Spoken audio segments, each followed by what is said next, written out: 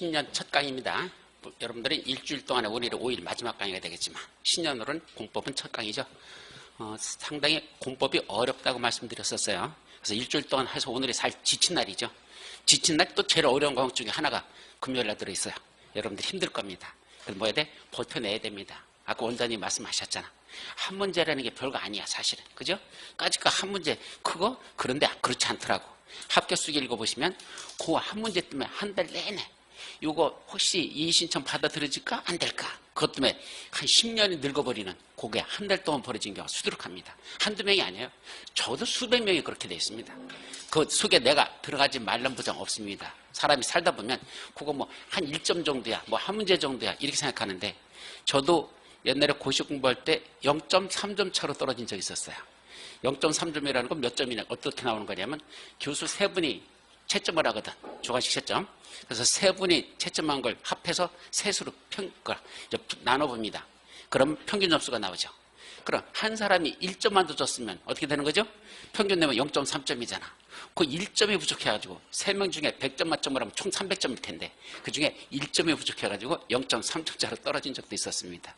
1점이라는 게 별거 아니다 생각했는데 나중에 알고 보니까 아니야. 천당과 지옥을 왔다 갔다 하게 만드는 거야. 그래서 그때 야 이거 정말로 하나라는 게 천당과 지옥이구나. 그때 뼈저리게 느꼈습니다. 그러니까 조금 힘들더라도 자꾸 본인들이 스스로 극복해 나가야 돼요. 조금만 더 참자, 조금만 더 해보자, 조금만 더 하자. 요 조금이라는 게 쌓여서 결국 합격으로 간다는 거. 그래서 힘들더라도 좀 잘 버텨줬으면 좋겠다라는 거. 원장님이 말씀하셨으니까 생각나서 한 말씀 드렸습니다. 자, 이제 부동산 공법 들어가죠. 처음 보신 분들이 있을 거야. 그래서 처음 이 12월 달에 한 달 동안 했던 거, 그건 맛배기식으로 강의한 거고. 어떻게 보면 1월, 2월 달은 여러분들 목표가 몇 점이냐면 저는 40점을 목표로 합니다. 1, 2월 달에 부동산 공법은 적어도 40점까지는 끌어올리자. 뭐 초기니까 그냥 느긋하게 하자. 뭐 저는 그렇게 생각하지 않아요. 초기라 하더라도 지금이 뭐죠? 가장 의욕이 왕성할 때입니다. 이제 시작이잖아. 비록 작심삼일이 될지언정. 그래도 의욕이 왕성할 때입니다. 이때 조금이라도 더 공부를 해놓는 게 낫지. 나중에 하면 할수록 힘들어지면서부터 지치기 시작하거든. 그러니까 초기에 할 수 있는 건 하자. 따라서 1월달과 2월달에 여러분들 목표는 몇 점? 40점. 과락은 면해야 될 거 아니야. 이걸 목표로 해서 우리가 공부를 해 나갈 겁니다. 그래서 40점을 목표로 한 강의가 이루어진다. 그리고 중간중간에 내용이 잘 모르는 게 있으면 기본서 있는 것도 찾아볼 겁니다. 그래서 기본서 있는 거 보면서 기본서 페이지가 800페이지가 넘어요. 엄청나게 두껍죠. 근데 이것도 두꺼운 거 아닙니다. 법조문을 거기다 다 집어넣잖아. 우리 시험범에 들어가는 거. 시험범에 들어간 내용을 법에다 있는 거 다 집어넣으면 1200페이지가 되더라고요. 옛날에 실제로 그렇게 책을 쓴 교수가 있었어. 1200페이지를 써놨어. 공법 하나를. 돌아버리는 겁니다. 그거 어떻게 공부합니까? 따라서 800페이지도 너무 많아. 이거 공부 못합니다. 죽었다 깨어나도 이거 다 못합니다. 그럼 그중에 이거를 왜 필요하더냐? 공부하다가 잘 모르는 게 있어요. 말귀를 못 알아듣겠고 그럴 때는 차라리 기본서를 찾아서 거기 자세하게 돼 있으니까 그걸 한번 이렇게 읽어보라는 얘기입니다. 그러니까 어떻게 보면 기본서가 참고서 역할을 하는 거야. 우리 학교 다닐 때 보면 우리 교재 있었죠? 그 다음에 참고서는 훨씬 더 두꺼웠었죠. 그걸 더 부연 설명하는 것들이니까. 근데 거꾸로 기본서가 우리 입장에서는 참고서 역할을 하는 거고 그 다음에 실질적 우리가 공부하는 건 그보다 더 줄여서 공부할 수밖에 없습니다. 그래도 여러분들의 목표는 60점 넘어가는 데는 전혀 지장 없습니다. 그러니까 너무 걱정하지 마시고 그냥 줄였다고 해서 또 이 그림공법 이거 총 300페이지가 조금 넘는데 이것만 공부해도 제가 60점 넘어간다고 그랬는데 거짓말이에요. 70점도 넘어갑니다. 여기서 70% 이상은 반드시 날 겁니다. 그러니까 어떻게 어렵게 넣어지 관계없이 70점은 충분히 넘어갈 수 있는 그런 책이니까 여기 있는 걸 정확하게만 여러분들 숙제해도 시험장 가서 전혀 문제되지 않을 거라는 거. 그래서 너무 걱정하지 말고 그냥 한 스텝 올라가면 될 거라는 거. 그것까지 좀 말씀드리죠. 자, 그림공법을 중심으로 해서 진도가 나가니까 지금은 그림공법 갖고 자꾸 보십시오. 왜냐하면 여러분들은 암기할 때 눈으로 글자를 읽는 것보다는 그림이나 어떤 이렇게 좀 색깔이 들어있는 거 이걸 보는 게 기억력이 훨씬 더 오래 나는 건답니다. 그럼 이건 어떻게 하면 알 수 있느냐 하면 여러분들이 어디를 여행을 간다고 가정을 하죠. 그럼 여행 가는 거 갖다가 글로다 쭉 써놓은 거 그걸 한번 읽어보십시오. 여행 간 걸 쭉 읽어보고 나서 그 내용을 다시 한번 네가 말로 해봐. 그러면 그 말로 다 잘 안 나옵니다. 그 써놨던 내용들을 읽고선 그걸 다시 한번 반복적으로 말하려면 말이 잘 안 나오죠. 왜? 머릿속에 암기가 잘 돼 있는 게 없습니다. 근데 그 내용을 실제로 가가지고 눈으로 보면서 쫙 하고 왔어. 그 다음에 네가 갔다 왔던 거 한번 얘기해봐. 그러면 첫날부터 시작해서 주구절절이 줄줄줄줄 나옵니다. 왜? 눈으로 직접 봤던 것들이니까 그건 머릿속에 기억이 남는다는 얘기죠. 왜 그림 군법을 만들었다? 암기력을 높이기 위해서 만든 겁니다. 가급적 사진이나 그림 같은 걸 눈으로 보면서 익히면 그건 팍팍 들어오거든요, 눈에. 그래서 이렇게 만들고 색깔도 그냥 막는 게 아닙니다. 이때는 무슨 색깔, 이때는 무슨 색깔, 그 색깔이 다 구분되어 있습니다. 처음에는 구분이 안 되지만 보다 보면 이 색깔 자체가 구분이 될 겁니다. 그럼 그런 식으로 만들어가지고 여러분들 암기력에 도움을 주려고 만들었기 때문에 이걸 초기에는 자꾸 익혀야 됩니다. 그러면 나중에 공부하다 보면 그 그림이 떠올라. 아, 여기 있던 거, 여기 있던 거, 여기 있던 거. 이게 떠오릅니다. 그래서 그림문법 갖고 공부하는 게 최선이라는 것만 먼저 말씀드리죠. 자, 그럼 첫 시간은 뭘 볼까? 우리 부동산 공법의 기초에 관해서 조금 더 정리합니다. 1월 달까지는 기초이론 이거 정리할 거야. 그리고 3월 달부터는 기초이론 안 합니다. 어차피 이건 시험 범위가 아니고 공부하기엔 가장 밑바탕이 되는 거니까. 그래서 이번 1시간까지만 정리하고 다음 주부터는 이제 다음 3월 달부터는 이거는 강의가 이루어지지 않는다는 것. 그래서 이거는 근데 이걸 모르면 공법 전체를 모르는 거야. 그렇게 이해하시고 기초니까 꼭 정리하도록 합니다. 자, 첫 번째 나오는 거. 부동산 공법이 무엇일까? 개념 정리가 먼저 나오죠. 자, 부동산 공법은 사실은 두 단어예요. 뭐 있죠? 부동산이란 단어하고 플러스 뭐로 돼 있다? 공법. 이 두 단어가 이루어진 겁니다. 그럼 먼저 부동산. 우리 법에서 정리하고 있죠. 민법 시간에 보면 민법 제 99조. 거기에 보면 부동산이란 토지와 그 위에 있는 뭘 말한다? 정착물을 부동산이란다. 거기까지는 공부하셨을 겁니다. 그러다 보니까 거기서 나오는 토지와 그 위에 있는 정착물, 고정되어 부착된 물건, 대표적인 게 뭐죠? 바로 건축물이죠. 따라서 토지나 건축물 같은 거 이것만 있는 건 아니야. 몇 가지 들어가지만 대표적인 게 토지나 건축물 이걸 부동산이라 하자 이렇게 개념 정리하죠. 문제는 공법이 뭐더냐 이거죠. 그래서 공법이란 법은 공법과 사법으로 둘로 구분되는 게 있어요. 근데 그것까지 배울 필요도 없어. 뭐 민법 시간에 조금 설명해 줄지 모르겠는데 공법과 사법으로 나눠지는데 그중에 공법이란 국가가 즉 국가나 지방자치단체인 이 행정청이라 부르고 국가나 지방자치단체인 행정청이 누구 보고? 국민들 보고 너희들 함부로 하지 마라고 뭐한다? 규제하는 내용을 다루고 있으면 이런 규제법을 한마디로 뭐라 부른다? 그걸 공법이라고 합니다. 공법, 규제법입니다. 국민들 전체 사회질서를 유지하기 위해서 너는 너 맘대로 하지 마, 너 이런 거 하지 마 이런 식으로 규제하는 것들 이럴 때는 이것만 해 이런 식으로 규제하는 거 한마디로 뭐라 부른다? 공법을 합니다. 사실은 대표적인 게 형법이에요. 형법. 형법 뭐죠? 죄 짓지 말라 이거잖아. 너 살인했어? 너도 그럼 사형 또는 무기징역에 처한다. 이런 식으로 하지마 해놓고 위반했을 때는 처벌한다. 바로 공법의 성격은 규제법이고 그걸 위반하면 반드시 뭐한다? 처벌하는 규정을 두고 있다. 그럼 다 그게 뭐라 부른다? 공법이 됩니다. 그럼 부동산 공법하고 합쳐버리면 무슨 말이죠? 국민들이 가지고 있는 부동산에 대해서 너희들 거라고 너희들 맘대로 해도 된다? 안 된다? 안 된다. 함부로 하지 말라. 그걸 규제하는 내용을 다루고 있는 법이 다 부동산 공법이에요. 그 부동산 공법 맨 마지막에 보면 맨 끝에 보면 뭐가 있더냐? 각 법률마다 처벌 규정을 두고 있습니다. 하지 마. 이때는 이것만 해. 이렇게 해놨잖아. 근데 그거에 대해서 어떤 처벌 규정이 없으면 그걸 뭐라 부른다?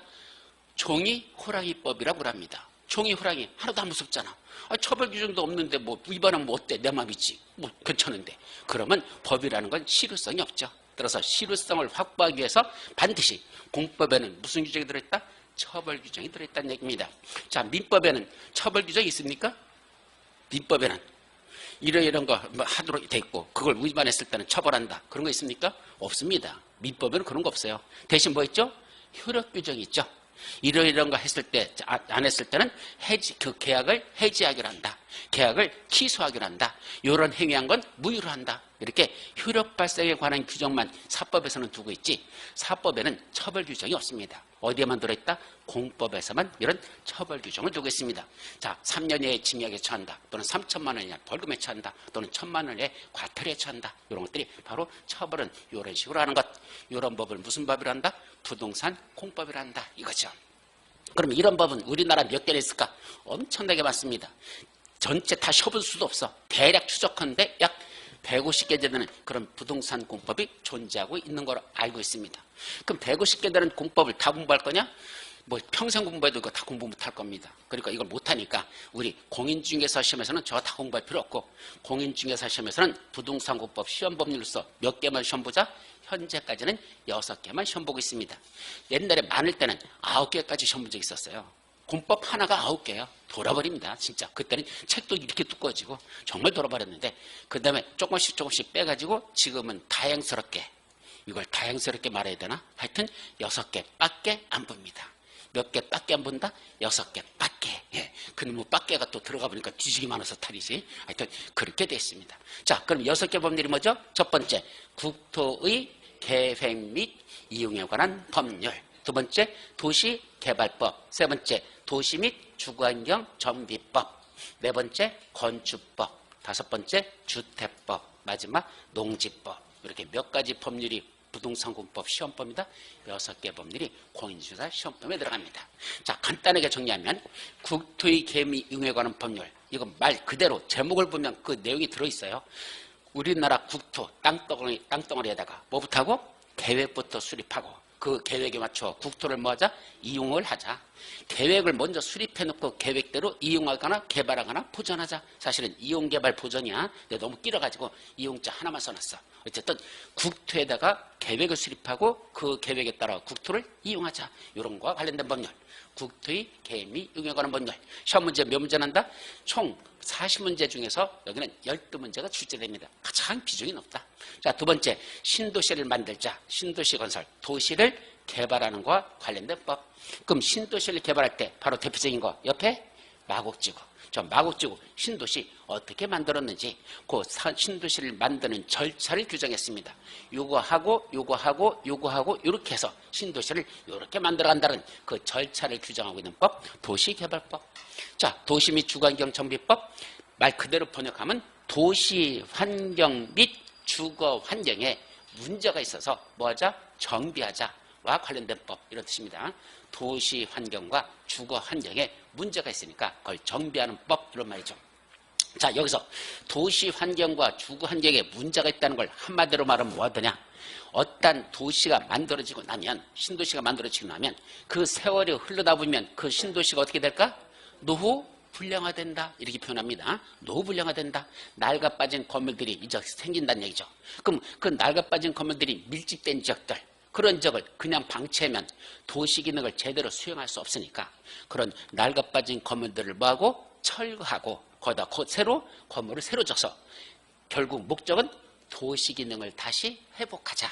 도시가 있었는데 세월이 흘러서 노불량화 됐으니까 도시 기능을 제대로 수행하지 못하더라. 그런 지역만 골라가지고 거기 있는 낡은 건물들을 다 철거하고 새로 건물을 짓자. 이걸 뭐라 부른다? 정비한다라는 뜻이 그겁니다. 그래서 정비란 한마디로 말하면 부시고 새로 짓자, 이 뜻이에요. 이게 정비하는 겁니다. 그래서 도시 환경과 주거 환경이 세월이 흘러서 노불량화 됐을 때 그런 점만 골라가지고 정비함으로써 도시 기능을 회복해야 하는 목적. 그때 정비 사업이라는 걸 시행하는 그 절차, 여러분들이 잘 아는 재개발 사업, 재건축 사업, 그게 정비 사업인데 그런 사업이 시행되는 절차를 요거 한 다음에 요거 하고 그 다음에 이렇게 하고 그 다음에 이렇게 하고 이렇게 해서 거기를 정비 사업을 시행하라 라는 이 절차를 다루고 있는 법, 도시 및 주거환경 정비법. 이것도 몇 문제? 도시개발법과 정비법은 각각 6문제씩 출제됩니다.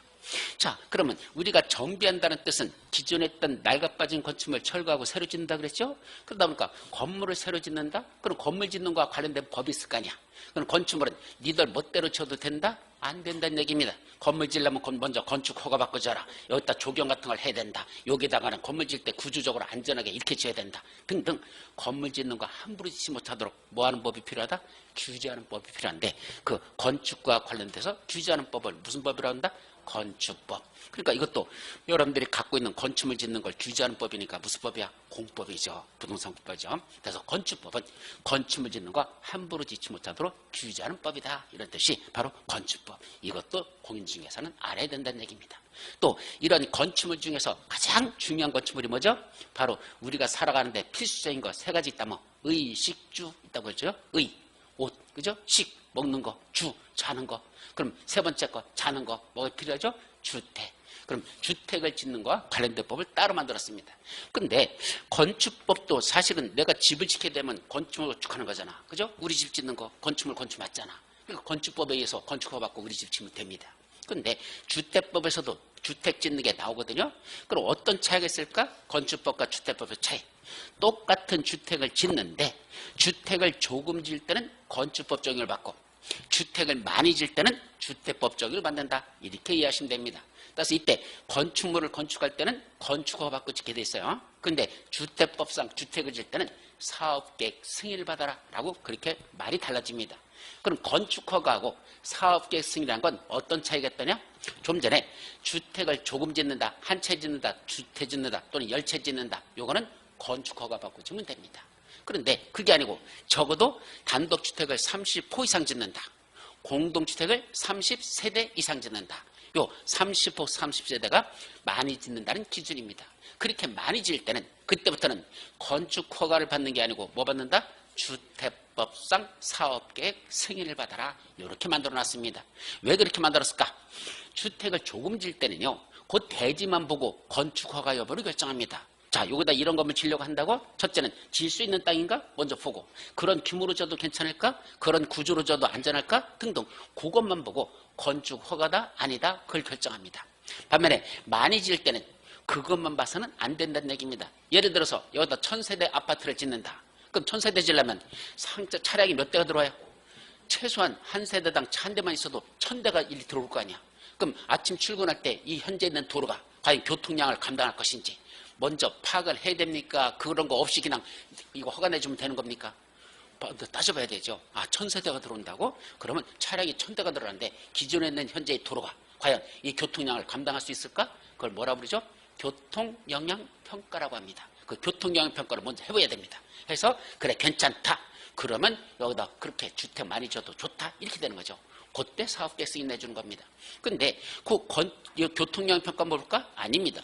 산자락을 깎아가지고 거기다 1000세대를 짓는데 조금 짓는 게 산자락을 많이 깎는 게겠죠. 그럼 나중에 혹시 산사태 날 가능성이 없을까? 또 따져봐야 따져야 되죠? 그런 걸 뭐라 부른다? 재해영향평가. 그것도 또 해봐야 됩니다. 또 이렇게 많이 짐으로써 주변에 어떤 환경적인 영향을 줄 것인지 그걸 뭐라 그러죠? 환경영향평가. 이같이 교통영향평가, 재해영향평가, 환경영향평가 이런 걸 다 거쳐봤더니 그래 여기다 1000세대 줘도 별 문제가 없다. 그러면 비로소 그때 주택법상 뭐 내준다? 사업계획 승인이라는 걸 내준다. 이런 뜻입니다. 그러니까 건축허가 받는 거하고 사업계획 승인 거 받는 거하고는 어떤 게 훨씬 더 까다로울까? 주택법상 사업계획 승인이 훨씬 더 까다롭습니다. 당연히 거기다 짓느냐 하는 것도 따지지만 더 나가서 주변까지 다 보자 이렇게 하는 게 바로 주택법상 사업계획 승인입니다. 더 나가서 이때 주택을 짓는데 많이 줬으니까 사람들한테 그걸 공급을 해야 될 거 아니야. 이때 공급이란 원칙적으로는 분양을 말합니다. 근데 꼭 분양만 있는 건 아니야. 주택 같은 거 쳐가지고 LH 같은 데서 뭐죠? 임대사업 하잖아. 그죠? 그 임대주택도 짓잖아. 그러니까 공급이란 준다는 뜻인데 주는 게 돈 받고 파는 건 분양이 되는 것이고 그냥 빌려주는 건 임대가 되는 겁니다. 따라서 공급이라는 게 있는데 주택의 공급에는 분양과 임대가 있다. 둘로 나눠지고 그때 주택을 공급하는 거 함부로 하지 말랍니다. 특히 분양. 왜냐하면 이놈의 주택은 원래는 무슨 기능이 원칙이죠? 주거 기능입니다. 먹고 자는 기능을 하는 게 주택이잖아. 근데 우리나라는 그게 주거 기능에서 그보다 더 중요한 기능이 하나가 추가됐죠. 무슨 기능? 재테크, 투자 기능이 들어갑니다. 오히려 주거 기능은 뒷전에 밀린 지 오래됐습니다. 대부분이 뭐 됐다? 투자 기능으로 변질된 지가 오래됐습니다. 내가 이 집을 사가지고 여기서 생활하면 얼마나 쾌적할까? 이건 뒷전에 밀려있고 이 집을 사면은 돈이 될까 안 될까? 이것부터 따진다는 얘기입니다. 쾌적한 환경은 둘째 문제야. 일단은 돈이 되냐 안 되냐? 이거로 따지죠. 그게 더 나가다 보니까 투자 기능에서 뭐로 변질된다? 투기화되어 있습니다. 이놈의 주택이라는 게 투기화까지 가고 있다는 얘기죠. 그렇다면 바람직한 겁니까? 바람직하지 못한 겁니까? 바람직하지 못하죠. 따라서 주택법에서 규제법이라 그랬잖아. 공법은 규제합니다. 분양할 때 너무 비싸게 받지 말라. 분양가 상한제 적용주택. 그런 것도 만들고. 또 여기다가 여러분들이 주택을 공급받을 수 있는 각종 지위나 증서 같은 걸 갖고 있습니다. 대표적인 게 뭐죠? 웬만한 집에는 다 청약통장 하나씩은 가입돼 있습니다. 주택청약종합저축이라고 그러죠. 옛날에 가입한 분들은 청약저축, 청약예금, 청약부급이라는 게 있습니다. 아직도 그건 효력이 인정돼요. 그거는 해지하시면 안 됩니다. 지금 있는 주택청약종합저축보다도 그게 더 혜택이 커요. 어쨌든 옛날에 했던 거 그거 이어서 새로 지금은 만들어지고, 지금 옛날 건 안 팔아. 지금은 주택청약종합저축이라는 청약통장을 만들 수 있는데, 바로 그 통장을 가지고 있던 거 타인한테 프리미엄 받고 팔으면 됩니까 안 됩니까? 안 됩니다. 못 팔게 됐습니다. 그런 것들을 규제하는 내용, 그것도 여기서 다루고 있죠. 또 건설회사가 자기가 현재 짓고 있는 이 아파트 단지 현재 건설하고 있어. 그럼 이 대지 소유권은 누구 거로 돼 있을까? 아직은 사업주체 짓고 있는 건설회사 거로 돼 있겠죠. 그리고 여러분들 이제 계약금 냈고 중도금 냈고 마지막 뭐 내면? 잔금 내면 그날부로 여러분들 앞으로 뭐 해줍니까? 소유권 이전 등기라는 걸 해줍니다. 따라서 소유권 이전 등기가 있기 전까지는 누구 명의로 돼 있어? 사업주체 명의로 돼 있더라. 건설회사 명의로 돼 있다는 얘기입니다. 그럼 건설회사가 자기 이름으로 돼 있다고 해서, 자기 소유권으로 돼 있다고 해서 함부로 그 대지 등을 담보를 해가지고 대출받아가지고 엉뚱한 데 썼다가 못 갚아버리면 나중에 여러분들이 잔금 내고선 소유권 이전 등기 다 받았더니 거기 뭐가 설정돼 있습니까? 근저당권 뭐 몇천만 원 설정돼 있습니다. 아니 나는 전부 다 돈 다 냈는데 대출받은 거 없는데 왜 뭐 근저당권이 내 거에 붙어있어? 전번에 있던 그 건설회사가 대출받은 거 못 갚는 바람에 여러분들 때 그게 승계됐답니다. 여러분들 어떻게 되죠? 돌아버리는 거죠. 곧담짓 해서는 된다 안 된다? 안 된다 등등 그렇게 함부로 하지 못하도록 규제하는 거. 더 나가서 여러분들 투기과열지구라고 들어보셨죠? 조정대상지역이라는 게 있습니다. 그때 투기과열지구 조정대상지역은 누가 어디에다가 어떤 기준에 맞을 때 어떤 절차에서 지정하는지, 그런 투기과열지구나 조정대상지역을 지정하는 그런 내용이 바로 이 주택법에서 다루고 있고, 더 나가서 그런 지역에서는 일정 기간 동안 뭐 하지 말라? 전매하지 말라. 전매 제한에 관한 내용들이 나옵니다. 이것들이 전부 다 요 주택법에서 나옵니다. 더 나가서 맨 마지막에 주택 보면 뭐도 있더냐? 요거 리모델링도 있어요. 리모델링. 자, 리모델링하고 여러분들 잘 아는 재개발 재건축 있죠? 그거하고 차이가 뭘까? 재개발 재건축하고. 재개발 재건축은 한마디로 말하면 기존에 있던 낡아빠진 노블랑 건축물 뭐 한다 했습니까? 철거하고 새로 짓는 게 아까 정비사별이라고 그랬죠? 그래서 정비사별은 재개발 재건축이 들어갑니다. 그건 정비사별한 철거하고 새로 짓는 걸 원칙으로 한다. 그런 뜻이죠. 반면에 리모델링은 철거하는 겁니까? 기존에 있는 걸 그대로 두는 겁니까? 골격은 그대로 살려놓고 다만 안에 낡아빠진 시설들 뜯어내고 새로운 거로 교체하거나, 아니면 우리 집이 너무 작아서 25평짜리 밖에 안 돼. 가급적이면 30평 정도는 됐으면 좋겠다. 그럼 어디를 털어버리죠? 베란다 쪽을 더 넓혀서 앞쪽으로 더 빼가지고, 우리 베란다 확장공사 말고 발코니 확장공사 말고 아예 우리 현재 있는 걸 더 옆으로 빼가지고 25평짜리 아파트를 30평으로 더 키우자. 아니면 옥상에다가 새로 몇 층을 더 올려가지고 세대수를 더 늘리자라는 걸 증축 리모델링을 하는데, 그런 대수원 리모델링 또는 증축 리모델링을 해서 기존에 있던 건축물의 골격은 그대로 유지하면서 좀 고치거나 아니면 조금 넓히는 이런 것들을 할 수 있는 걸 뭐라고 부른다? 리모델링을 한단다. 그래서 리모델링은 기존에 있던 건축물을 철거하는 게 아니라 살려서 짓는 거. 반면에 전비법에서 도시 및 주거환경 전비법에서 나오는 전비사업은 그게 아니고 때려부시고 새로 짓는 걸 원칙으로 하는 것. 그렇게 여러분들이 구분하시면 됩니다. 마지막 무슨 법 있다? 농지법. 몇 문제? 두 문제. 그래서 농지법은 용어 정의하고 농지 소유하고 이용 여기까지만 공부하면 됩니다. 보전에 관한 거 사실은 중요하죠. 근데 여기까지 공부할 여력이 없어요. 볼 필요도 없습니다. 여기는 제가 통계를 내보니까 한 3, 4년에 한 문제 날뚱말뚱해. 평균 4, 5년에 하나 나는 것 같아. 그럼 4, 5년에 하나 나는 걸 위해서 분량이 되게 많거든요. 조금 어렵고. 이걸 공부한다? 필요 없습니다. 그래서 농지법은 두 문제 중에 한 문제만 맞추면 되거든. 그래서 그때는 농지 용어 정의하고 농지 소유, 농지 이용 요 정도까지만 공부하는 걸 최대 목표로 해도 충분하다. 그러면 보통 두 문제 나가나 최소한 한 문제는 꼭 나니까 여기서 만족하면 될 것이다. 이런 식으로 공부하는 게 방법이 좋을 것이다. 까지 말씀드립니다. 자, 여기까지가 이제 두 가지 부동산 공법의 개념과 또나 우리 시험범위에 들어가는 부동산 공법에는 어떤 것들이 있을까? 6개의 법률이 있다. 예, 요것까지만 일단 정리하죠. 자, 이제 다음 페이지로 넘어가 볼까요? 어차차. 이런. 이거 부신 거 아니겠지? 자.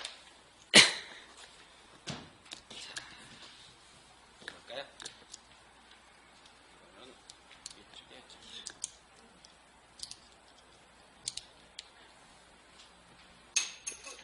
빠졌어? 작동. 잘 돼? 뭐 더 잘 되는 것 같다? 한 번 더 떨어뜨릴까? 자, 이거는 어디가 끼우는 쪽이야? 쭉쭉쭉. 방향을 모르겠다. 대략 이렇게 되는 것 같다. 자, 이제 두 번째 뭐가 나오죠? 법의 체계에 관해서 살펴봅니다. 여러분들 시험 보면은 뭐가 들어가죠? 6개를 나눠서 보자. 원래 시험에는 1차는 2과목, 2차는 3과목인데 2차 4과목 중에서 공시법하고 세법을 하나로 묶여있죠? 분리시켜버리면 결국 1차 2개, 2차 4개 이렇게 해서 총 6개를 공부한다. 이렇게 생각하시면 되죠. 근데 그 중에 부동산 학개론만 빼놓고 나머지는 다 뭐죠? 법들입니다. 법을 공부합니다. 그러다 보니까 법이라는 게 무엇인지, 법은 어떤 식으로 만들어져 있는지 체계를 간단히 짚고 넘어가야 됩니다. 자, 그 중에 첫 번째, 법은 크게 성문법하고 불문법으로 나누자. 이때 성문법이란 문서로 이루어진 법을 말한다. 성문법, 문서로 이루어진 법을 말한다. 이거고, 불문법, 문서화되어 있지 않은 법을 말한다. 불문법이란 문서화되어 있지 않은 법, 이런 뜻이죠. 근데 불문법은 관습법 같은 게 있습니다. 법정지상권, 관습법상 법정지상권, 민법 시간에 배우실 겁니다. 그런 건 관습법은 민법 같은 데서나 중요하지 공법에서는 전혀 중요하지 않습니다. 그래서 이런 불문법은 공법에서는 그건 공부할 필요가 없다. 그럼 성문법 중에는 몇 가지만 정리하면 된다? 4가지로 구분합니다. 성문법, 문서화되어 있는 법은 또 뭘 갖더냐? 법은 위계질서를 가져요. 이때 위계질서란 상위법이 있고 하위법이 있다는 얘기입니다. 왜 그렇게 만들죠? 법을 각각 만드는 기관이 다른데 각각 만든 법끼리 뭐하는 경우가 있어? 충돌을 일으키는 경우가 있어. 이 법에서는 이렇게 하라고 있고 저 법에서는 저렇게 하고 있어. 똑같은 내용을. 그럼 국민은 어느 법을 따르라는 얘기야? 이 법 따라야 돼, 저 법 따라야 돼. 혼란에 오르잖아.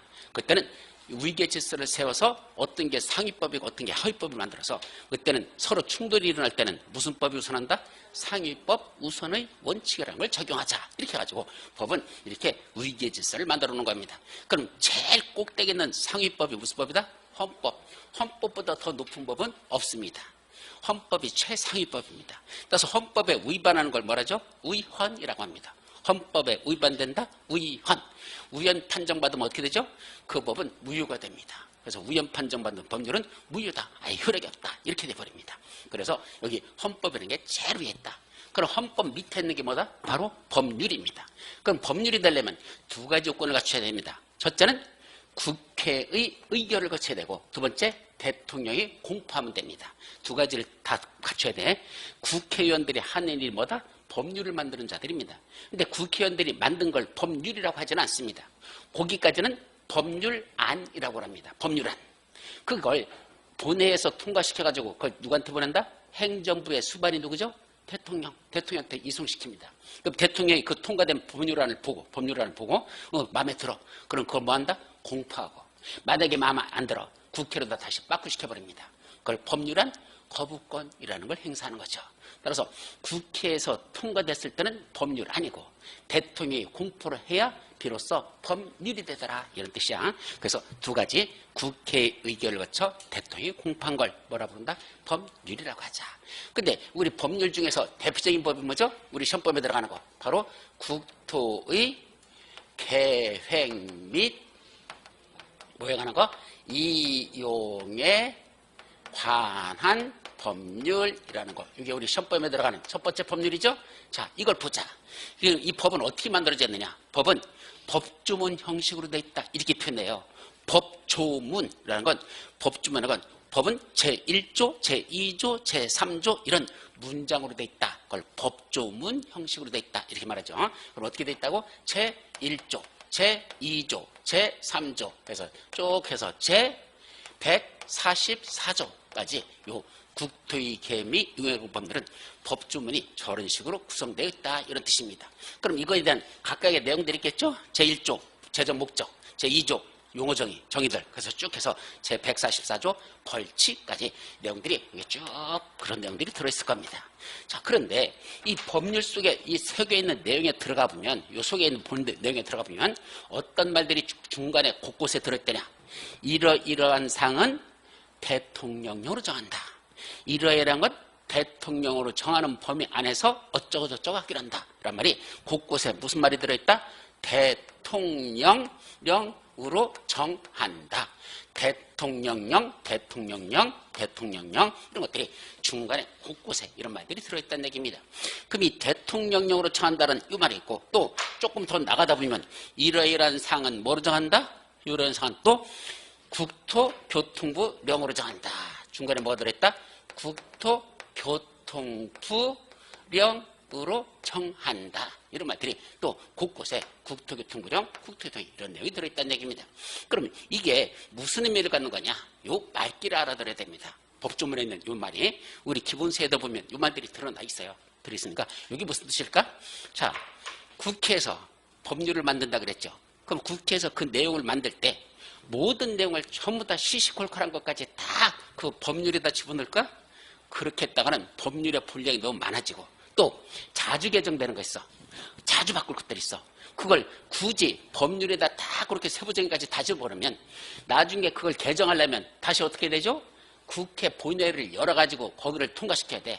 그럼 사실은 본회의만 통과되는 게 아니라 상임위원회부터 통과돼야 되고 소위원회 거쳐가지고 다시 본회의 통과시키는데, 문제는 이놈의 국회가 작동이 잘 돼서 팍팍팍 돌아가면 괜찮은데, 여러분들이 잘 아다시피 껏티탄 뭐죠? 쌈박질만 하느라고 어떤 때는 거부하잖아. 이씨 국회 안 해? 안 열어?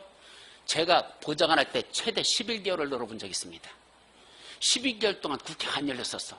보좌관들 살판 났지 뭐. 맨날 아침에 가가지고 뭐 신문, 그 신문 다 들어오거든요. 그럼 신문이나 뒤적뒤적거리다가 그냥 점심 먹고 나서 또 바둑이나 한 판 두고 뒤적거리다가 저녁 6시 되면 퇴근하는 거고.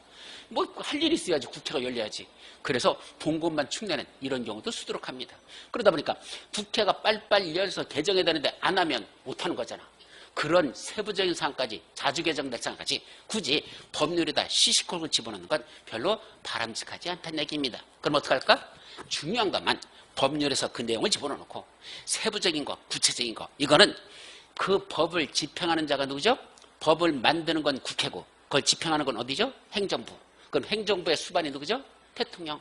이 세부적인 건, 야, 네가 하는 거니까 대통령 네가 해라고 대통령한테 의무를 해줍니다. 즉 국회에서 법률에다가 세부적인 내용을 집어넣지 않고 요런 세부적인 건, 야, 대통령 네가 집행할 거니까 네가 만들어서 네가 시행해. 바로 대통령한테 위임해서 대통령이 만드는 법률에 위임을 받아 대통령이 만드는 법, 뭐라고 부른다? 그걸 대통령령이란다. 그래서 대통령령도 일종의 뭡니까? 법입니다. 법이야. 다만 누가 만든 법이다? 대통령이 만든 법이란 얘기입니다. 아까 국회의원들이 만드는 법은 뭐죠? 법률이라고 그랬고, 이건 대통령이 만드는 법이란 얘기입니다. 아까 우리 법률하고 법하고는 어떤 차이가 있죠? 어떤 게 훨씬 더 넓은 개념이야? 법이 월등하게 넓은 개념이에요. 법이 엄청나게 넓고 그 중에 극히 일부가 법률입니다. 따라서 이전까지 여러분들은 살아오시면서 법률이나 까짓거 법이나 그게 그거지. 그죠? 솔직히 이전까지 살아오셔도 법하고 법률 구분하고 살아오신 적 있습니까? 없습니다. 법이 법률이고 법률이 법이지 뭐. 그게 그거지 뭐. 이렇게 살아오셨지. 근데 엄밀히 말하면 엄청난 차이가 납니다. 법이라는 개념이 법률보다는 월등히 넓은 개념이고, 이 법은 누구도 만들 수 있다? 대통령도 법을 만들 수 있다는 걸 조심하시고, 그때 대통령이 만드는 법을 뭐라 한다? 대통령령.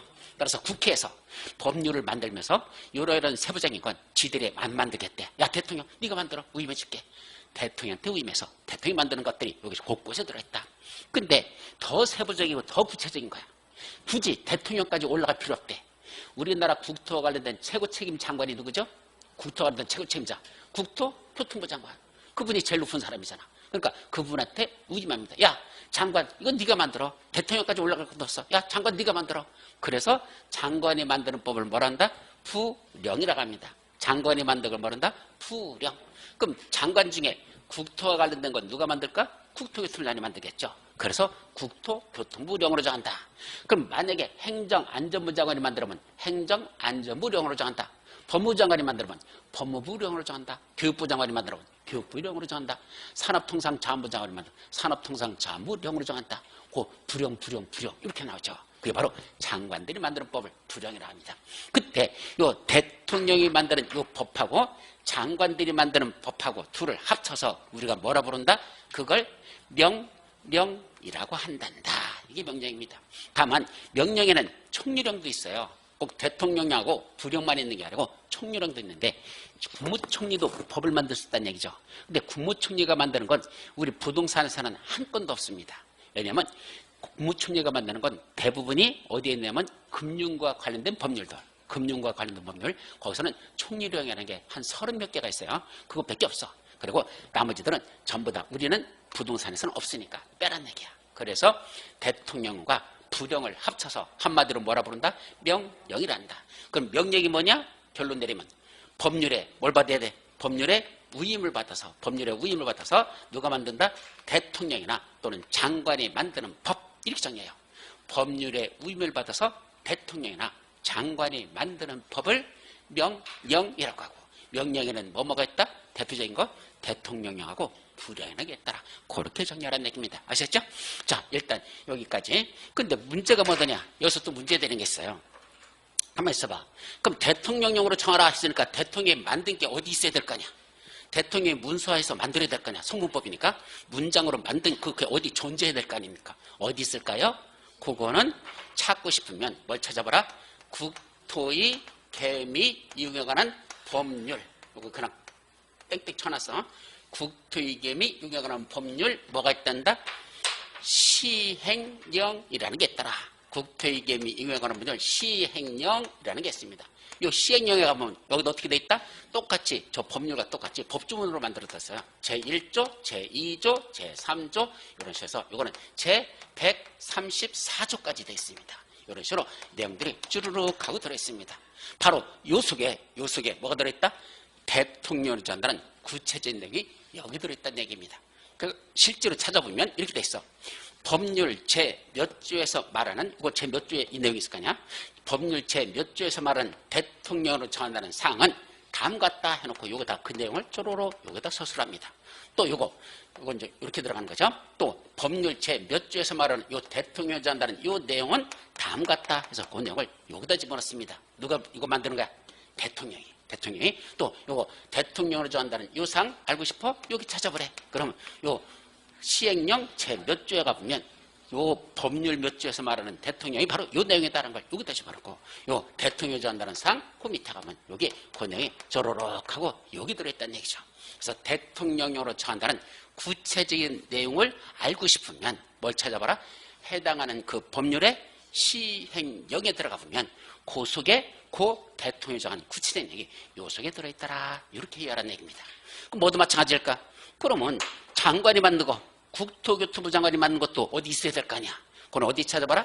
그거는 다시 그 밑에 법률 밑에 시행령이 있고 시행령 밑에 뭐가 있다? 시행규칙이 있습니다. 즉 국토의 계미 이용에 관한 법률 시행규칙 법률 그거 쓰고 그 다음에 시행규칙이라는 요 시행규칙이라는 게 있고 이것도 어떻게 돼 있을까? 똑같이 제1조, 제2조, 제3조 이런 식으로 법조문 형식으로 돼 있고 그것도 법이니까 그리고 제37조까지 밖에 없습니다. 이건 이 내용들이 여기 쪼로록 들어있고 바로 여기 국토교통부령으로 정한다는 세부적인 사항 여기 가보면 이런 게 장관이 만든 게 여기 들어있고 여기 있는 건 국토교통으로 정한다는 세부적인 사항 그 밑에 가보면 또 그 밑에서 이렇게 서술하고 있고 요 국토교통으로 정한다는 세부적인 사항 여기 가보면 그 세부적인 게 여기다 장관이 국토교통장관이 지가 만들어서 이렇게 집어넣어놨습니다.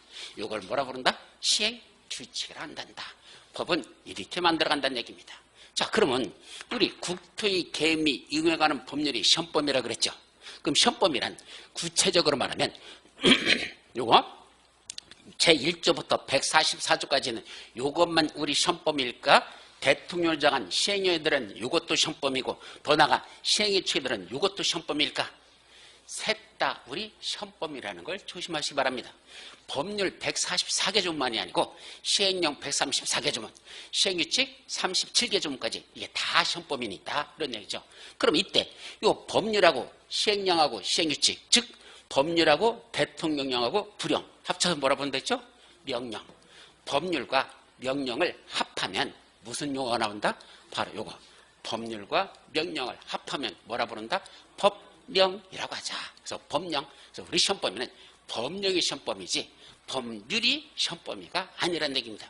그래서 시험 문제도 어떻게 되는지 아십니까? 국토의 계획 이유에 관한 법률상 무엇에 관한 내용이다. 이렇게 안 내요. 법률상 이렇게 안 하고 뭐란다? 법령상 무엇에 관한 내용이다. 옳은 거 틀린 거 이렇게 내죠. 그럼 법령이라고 문제를 낸다는 얘기는 이 법률에 있는 것만 시험 문제 내는 게 아니고 어디도 낼 테니까 시행령에 들어있는 이런 내용들, 시행에 들어있는 이런 내용들까지도 시험 문제를 낼 테니까 그 중에 옳은 거 틀린 걸 고르시오라고 시험 문제를 곧담시로 낸다는 것, 그거를 조심하라는 얘기입니다. 아셨죠? 그러니까 6개 법률이 다 똑같아. 그래서 국토의 계획 및 이용이라는 부분은 그런 게 아니라 도시개발법, 그 다음에 도시개발법 시행령, 도시개발법 시행규칙, 그 다음에 건축법 시행령, 건축법 시행규칙 이런 식으로 전부 다 법이 그렇게 돼 있고 그 중에 세부적인 내용들 들어있습니다. 그럼 우리 공부는 어떤 식으로 정리하느냐? 통상은 법률이 가장 중요합니다. 그래서 매년 평가내 보면 40문제 중에 약 반 정도는 법률에서 거의 냅니다. 법률에서. 그리고 나머지가 이제 여기 시행령이나 또는 시행규칙도 한 두세 문제는 나요. 이론적인 것도 좀 들어있거나 판례도 들어가는 경우도 있지만 그런 거의 없고 법률이 조금 범위가 더 넓고 그 다음에 이게 시험 문제가 조금 더 작다. 그러나 주로 법률과 시행령 속에서 대부분의 시험 문제는 거기서 출제되고 있더라. 근데 법률보다 시행령이 더 세부적인 사항들이 많아. 이게 외울 것들이 더 많아요. 그러니까 공부하기가 조금 더 힘들어. 여기는 더 기술적인 것들이고. 그러니까 요거는 보통은 어디에서 많이 나면 도시개발법. 그래서 도시개발법에서는 시행규칙에 있는 게 꼭 한 문제 정도, 두 문제는 안 나. 6문제 중에 한 문제는 시행규칙에서 꼭 한 문제 나가거든. 그래서 그게 몇 가지만 중요한 건 거기서는 정리하고 나머지에서는 거의 시행규칙은 공부하지 않습니다. 법률하고 시행령 위주로만 여러분들이 주로 공부한다. 그렇게만 이해하시면 될 겁니다. 됐죠? 근데 이제 하나가 더 남았죠. 뭐가 남았습니까? 조례라는 게 있네. 조례. 이 조례가 뭘까? 자, 봤더니 시도조례, 시군구조례가 있대. 그리고 밑에 지방자치단체가 만든 법 그랬습니다. 그럼 지방자치단체가 만든 법이라는 건 무슨 말이죠? 지방자치단체도 법을 만든다는 얘기입니다. 그럼 지방자치단체 좀 이따 나오는데 이 자치단체라는 게 무슨 뜻이다 그랬죠? 우리 11월 달에 했었는데 자치라는 건 스스로 다스리는 단체 이런 뜻이죠? 자치단체 이렇게 씁니다. 그럼 스스로 다스리는 단체란 뜻은 어떻게 하는 게 스스로 다스리는 단체라고 그랬죠? 여러분들이 선거에서 투표해가지고 우리 여기 강남구를 여기는 강서구죠? 강서구를 다스릴 그 구청장을 누가 뽑았다? 여러분들이 뽑았습니다. 그럼 이 강서구 구청장을 뭐라 부른다? 자치구 구청장. 그게 지방자치단체입니다. 그럼 서울특별시장도 누가 뽑았죠? 여러분들 서울특별시민들이 선거에서 뽑았죠? 그 서울특별시장도 뭐가 된다?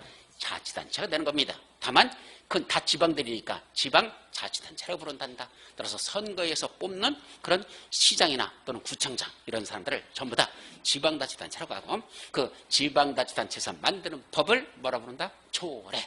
그럼 서울특별시 조례는 어디서만 정될까? 서울특별시에서만 정됩니다. 그건 전국으로 정될 수 있는 게 아닙니다. 저기 경기도에 가면 뭐죠? 경기도조례가 따로 있습니다. 그건 경기도에서 따로 만든 겁니다. 서울특별시조례는 서울특별시조례. 그럼 강서구조례는 어디만 적용돼? 우리 강서구에서만 적용돼요. 옆으로 가서는 안 됩니다. 아셨죠? 이런 것들을 우리가 뭐라 부른다? 조례. 로마 가면 무슨 법을 따라라? 로마법을 따라라. 그런 논리야. 서울 가면 서울법을 따르고 경기도 가면 경기도법을 따르고 그럼 또 서울 내에서도 어디서? 강서구 가면 또 강서구법을 따르고 이런 걸 한마디로 다 뭐라 부른다? 조례라고 한단다. 그게 조례야. 그럼 왜 조례라는 걸 필요할까요? 각 지방 지역적 특성들이 있습니다. 각 지방자치단체마다. 그래서 예를 들면 제일 큰 게 도시로 이렇게 밀집된 지역이 있는가 하면 저 강원도 같은 데는 산만 그냥 가득 차 있죠? 건물보다는 산이 훨씬 더 그런 데는 많습니다. 그죠? 또 어디는 해안가가 있고 어디는 농사만 주로 짓는 지역이 있고 각 지역적 특성이 다르다는 얘기입니다. 근데 그걸 전국을 동일하게 정되는 그런 법은 많지 않을 때 굳이 전국을 동일하게 정할 필요가 없을 때는 그때는 뭐 한다? 지방자치단체 니들이 알아서 만들어가지고 니들이 알아서 거기다 적용하라 라는 법을 만들 수 있도록 허용해 주는데 그때 지방자치단체가 만든 법 조례가 필요하더라 이런 뜻입니다. 아셨죠? 자, 이런 것들이 여러분들이 공부해야 될 우리 법의 책에서는 이 정도만 정리하시면 충분하고 이거 조금만 더 보면 조례도 제목에 따라서 여러 가지 조례가 있어요. 그래서 조례도 제목에 따라서 제일 많이 나오는 게 도시군 계획 조례가 우리 제일 많이 나와. 그다음에 뭐도 있고 건축조례도 나오죠. 건축법에서는. 그래서 국토법이나 도시개발법, 도시 및 주관경 정비법 그 세 가지 법에서는 뭐가 나온다? 도시군 계획 조례라는 게 나오고 도시개발법에서는 도시개발 조례가 따로 있고 그다음에 정비법에서도 정비사업 조례라는 게 있고 건축법에서도 건축조례라는 게 있습니다. 이거는 제목으로 만든 거야. 우리 국토이계및 유명한 법률이라는 제목이 있고 또 도시개발법이라는 제목이 있듯이 그 조례도 각각 이렇게 제목을 이렇게 정할 수가 있더라. 그래서 위에서 만들면 시도조례, 밑에 있는 지방자치가 만들면 시군구 조례라고 한다. 그래서 이런 것들이 있더라. 그럼 저 마지막 지방자치단체가 무엇일까? 라는 그 지방자치단체를 중심으로 한 행정조직의 창 체계도라는 게 이게 나오죠. 그래서 이거는 다음 시간에 이어서 살펴보도록 하고 이제 잠시 쉬었다.